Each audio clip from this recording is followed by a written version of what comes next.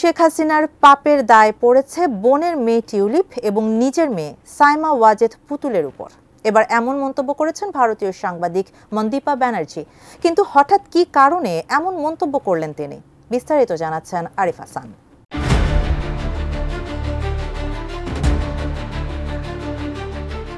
২৪-এর ছাত্র জনতার গণ অভ্যুত্থানে পতন হয়েছে শেখ হাসিনার। তীব্র আন্দোলনের মুখে দেশ ছেড়ে পালিয়েছেন ভারতে।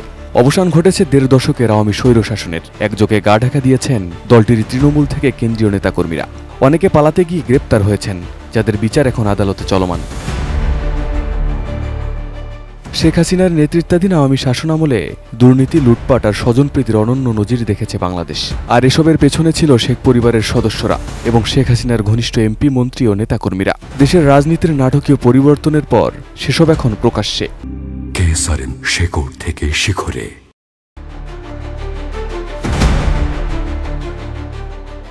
সম্প্রতি দুর্নীতির অভিযোগে ব্রিটেনের মন্ত্রিসভার পদ হারান শেখ হাসিনার ভাগিনী রেহেনা কন্যা টিউলিপ সিদ্দিক। আবার বিশ্ব স্বাস্থ্য সংস্থার আঞ্চলিক পরিচালক পদে অসঙ্গতির কারণে চাপের মুখে পড়তে যাচ্ছেন হাসিনা কন্যা সাইমা ওয়াজেদ পুতুল। আর এসব ঘটনাকে শেখ হাসিনার পাপের দায় হিসেবে মন্তব্য করেছেন কলকাতা ভিত্তিক ভারতীয় সাংবাদিক মন্দীপা ব্যানার্জি।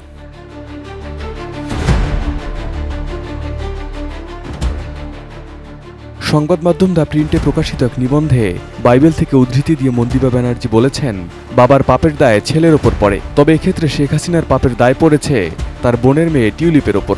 এতে করে তিনি পদত্যাগ করতে বাধ্য হয়েছেন।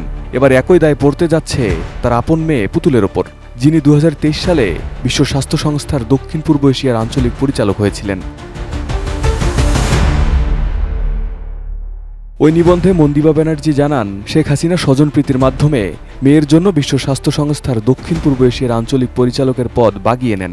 মন্দীপা স্বাস্থ্য বিষয়ক জার্নাল ল্যান্সেটের ২০২৩ সালের সেপ্টেম্বরের একটি সম্পাদকীয় প্রতিবেদনের কথা উল্লেখ করে বলেছেন, ওই প্রতিবেদনে পুতুলের প্রার্থিতা নিয়ে প্রশ্ন উঠেছিল। তারা অভিযোগ করেছিল, পুতুল বিশ্ব স্বাস্থ্য সংস্থার আঞ্চলিক পরিচালক হওয়ার যোগ্য না, কিন্তু স্বজনপ্রীতির কারণে তিনি মনোনয়ন পেয়েছেন। এমন স্বজনপ্রীতি বিশ্ব স্বাস্থ্য সংস্থার গ্রহণযোগ্যতা নষ্ট করবে।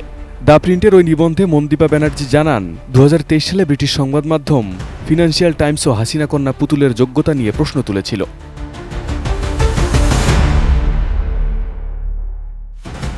Arif Hasan, ATN news.